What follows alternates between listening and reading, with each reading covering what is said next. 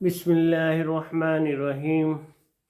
क़यामत के दिन एक बेनमाजी औरत को अल्लाह तबारक व तआला के दरबार में हाजिर किया जाएगा।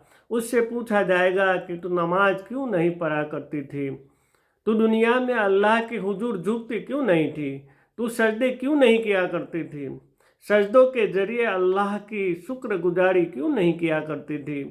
तो ये औरत कहेगी कि शौहर के कामकाज से फुर्सत नहीं मिलती थी, शौहर की खिदमत से फुर्सत नहीं मिलती थी, शौहर के खौफ और डर से मैं नमाज न पढ़ सकती थी, शौहर की खिदमत की वजह से मैं अल्लाह के हुजूर में न झुक सकी, न सजदे कर सकी। ये सुनकर अल्लाह तबारक व तआला फरमाएंगे, फरिश्तों जाओ, तुम फिरौन की बीवी हजरत आसिया को ले आओ।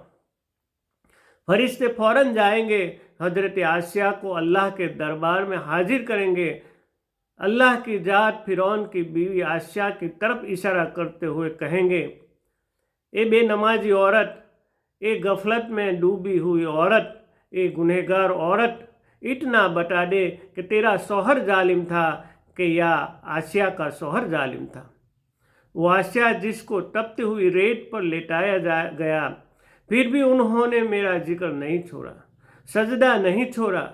जिस कंगियों से आसिया के बदन नोचा गया था, फिर भी उन्होंने मेरा जिक्र नहीं छोड़ा, न सजदा छोड़ा।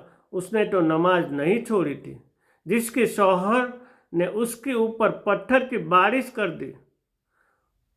उनके जिस्म के कोई हिस्सा ऐसा नहीं जिसके ऊपर शौहर की मार पिटाई की निशान न हो, जख्म न हो, फिर भी उसने सजदा नहीं छोड़ा। ए बदबख्त औरत, ए गुनहगार औरत,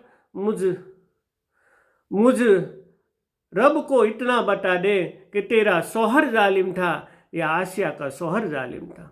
वो आसिया जिसके बदन में लोहे की नोखें लगाई गई थी, पत्थर की बारिश बरसाई गई, सूली पर चढ़ाई गई,